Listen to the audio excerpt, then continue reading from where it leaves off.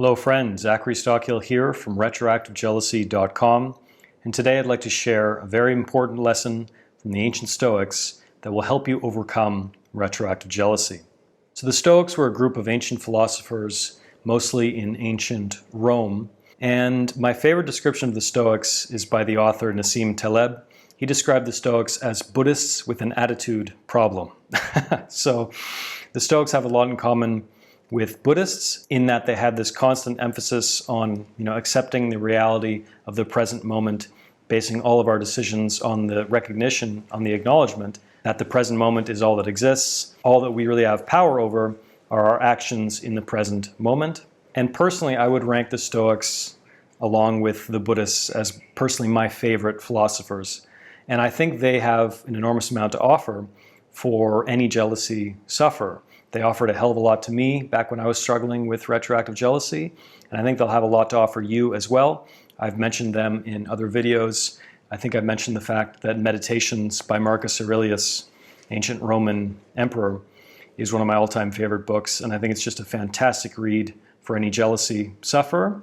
And the Stoics offer us many lessons that continue to be very relevant today, thousands of years later.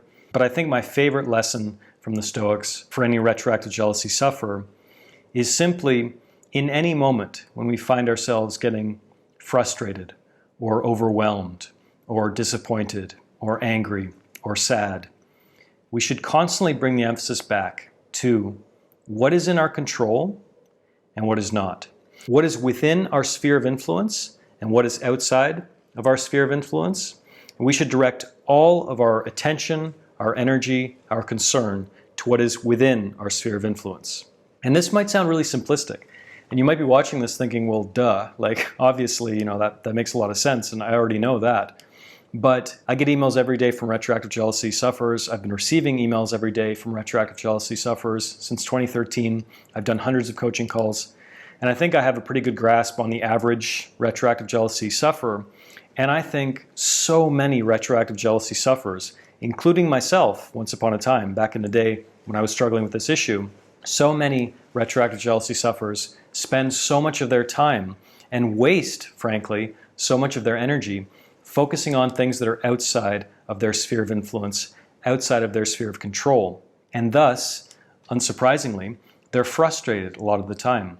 They're sad a lot of the time. They're disappointed a lot of the time. And they tend to engage in what I've called in other videos spinning their wheels in the mud.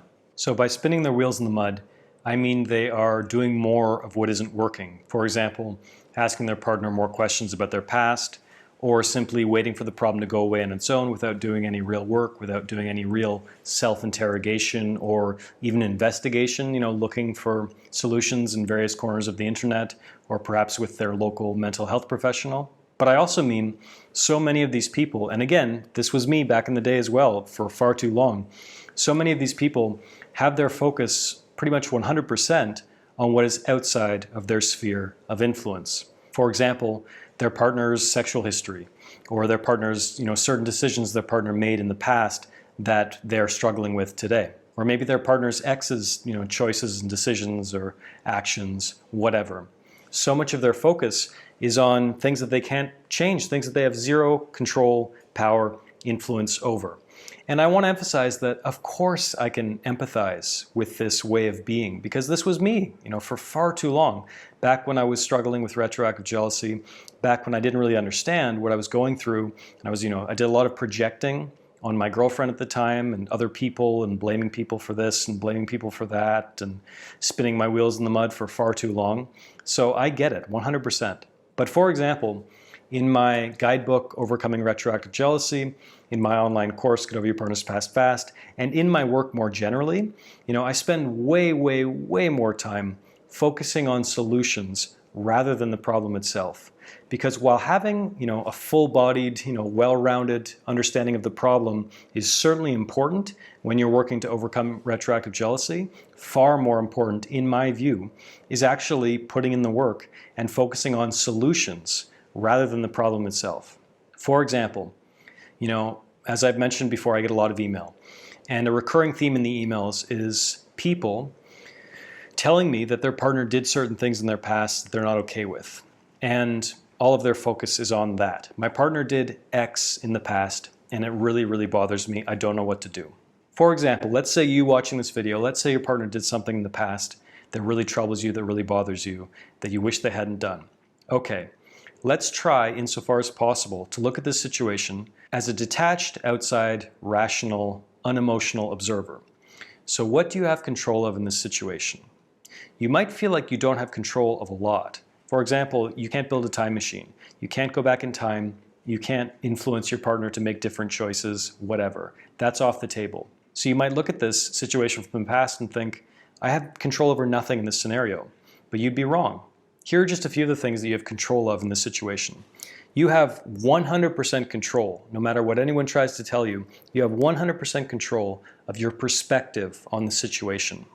In other words, the sense that you make of this past situation, the meaning you ascribe to this past situation. You have complete control over that. And that is 90% of the battle right there. Because if you can change your perception or your perspective of that event, all of a sudden this event can lose power. All of a sudden this event can take on a very, very, very different meaning than you might imagine it to right now. You have control also over how you respond to this event when it comes up, whether it's when your partner brings it up maybe, or when you think of it randomly, when you get one of these intrusive thoughts or a mental movie that we might associate with retroactive jealousy. You have control, believe it or not, over how you can respond to that thought. Some people have this thought and they might lash out at their partner, or they might ask their partner more questions, or they might start drinking whiskey at 3 in the afternoon, or they might, smoke a joint and try to, get rid of it that way, which of course doesn't work. Or you can meditate, you can go exercise, you can do 50 push-ups, you can give your partner a big hug and tell them how much, they mean to you. You can use, a brain lock, OCD redirection technique. You can read a new book that has greater insight on how to deal with intrusive thoughts. You can schedule an appointment with a therapist or counselor. You can do 1,000,001 things in this scenario that don't involve, destroying your relationship, destroying your self-esteem, harming yourself, or trying to numb your emotional pain. Because I can promise you that though millions have tried, no one in history has ever successfully healed emotional pain by trying to numb it. You also have 100% control of the kind of man or woman you want to be. You have 100% control and influence over how you're showing up in your relationship. You have a lot of power and a lot of influence over the legacy of your relationship, how your partner's going to remember you in 5 or 10 or 15 years. You have control over so much more than you might realize in the context of retroactive jealousy.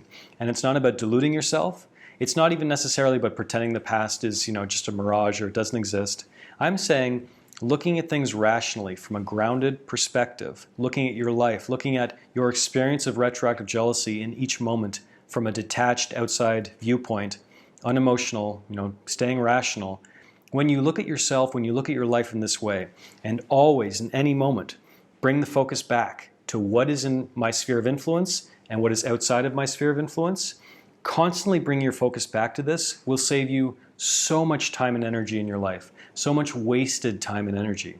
Because, spoiler alert, we are all going to die. Our time on this earth is limited. This is another point that the Stoics emphasized constantly in their writings, in their philosophy. Human beings love to deny the reality of death and to pretend that we have all the time in the world. We have all the time in the world to repair our relationship.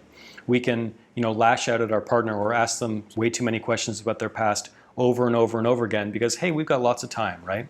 We love to deny the reality that life on earth ends. Every relationship ends. Every day is so incredibly precious.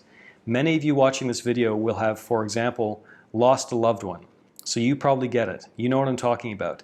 Many more watching this video are more fortunate perhaps in some ways in that maybe they haven't suffered real loss. But regardless of your perspective as you're hearing me say this, every relationship ends. Every day is an enormous gift. We don't have any time to waste, my friends. We don't have any time to waste. And so in the spirit of really relishing every single day, relishing our relationship, delighting in our partner, and making the best of every single day, I urge you to consider this perspective in moments when you're feeling sad, frustrated, anxious, angry, whatever. Always bring the focus back to what is within my sphere of influence and what is outside of my sphere of influence, and direct 100% of your attention, energy, focus on the things you actually have power over, the things you actually have control over, the things you actually can influence, and disregard everything else. So I'll stop my little rant now. I could go on about this for hours, but if you enjoyed this video, if you got something out of this, please be sure to click the like button below. Also be sure you subscribe to my YouTube channel, and I'll be talking to you again very, very soon.